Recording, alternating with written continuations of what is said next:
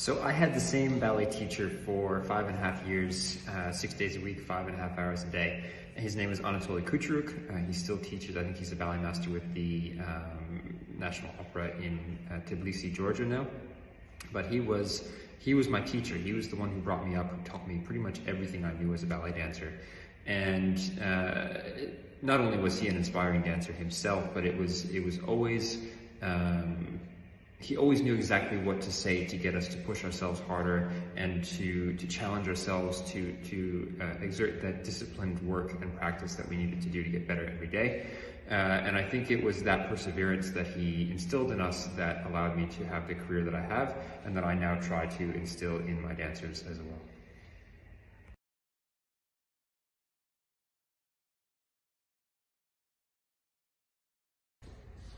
So my teacher used to always say to me when we would come into class, boys, I know that it's going to be hard work, but we have to do it. And I think if anything that has stuck with me, especially now later in my life when I look back and I think about the times when I was tired or things were hard or I didn't have necessarily the motivation to get through it, it was looking at it and saying, well, you know what, if I do this hard work and I get through it, then I will have lived through that challenge and it's a lesson learned and I can move on. And I think that's something that I instill and have brought with me and I bring to my children, I bring to my students, my adult and young students, that every day is a chance to improve, and sometimes it's going to be hard, sometimes it's going to be easy, but if you take that process of improvement every day and work towards a goal and challenge yourself, that will continue to take you to the destination that you're looking forward to.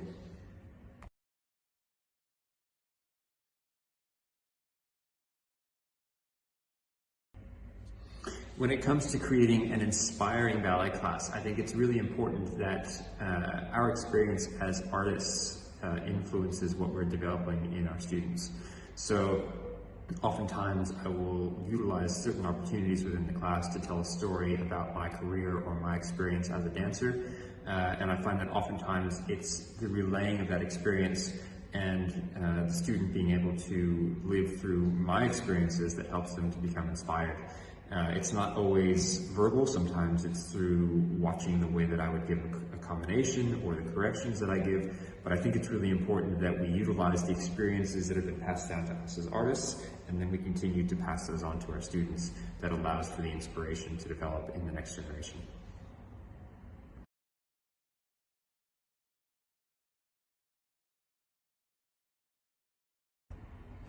I think as someone who is imparting information, we're always going to have those times where we start to feel a little bit like an imposter. Like, why would people listen to us? Why would someone want to learn from me?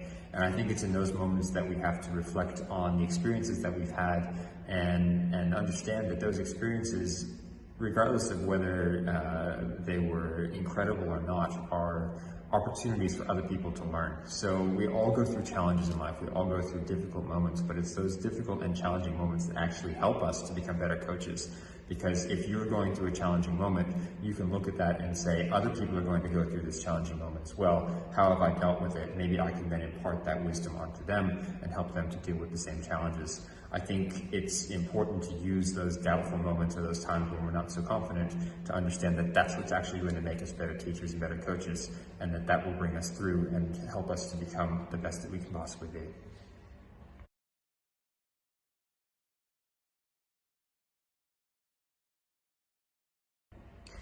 I think one of my biggest talents at this point is actually telling stories. So interestingly enough, when I was a dancer, I was very quiet and people probably would remember me as being the one who never spoke much.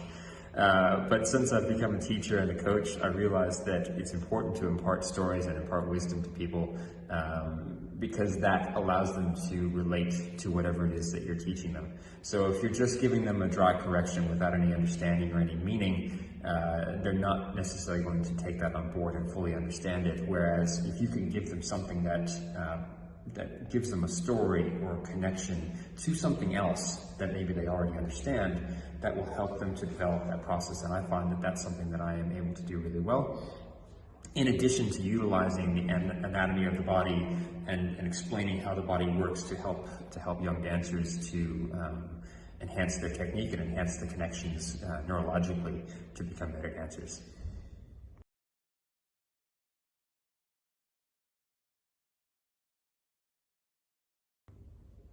I think my biggest piece of advice at this point to any other teachers or even to students is to learn how to ask the right questions.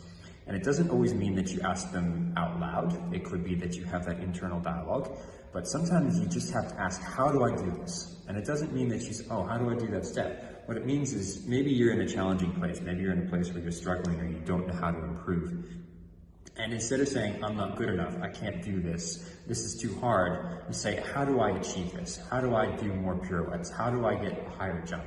And usually what will happen is that answer doesn't come immediately, but if you continue to ask that question and then go on a search for the answer, I can almost guarantee 99% of the time you're going to find the answer that you need. So be willing to ask questions, find the people who have already done it before you, ask them how to do it, find those people who are already successful or who are already where you want to be, and align yourself with them and learn from them, because that is the absolute best way to improve and become better.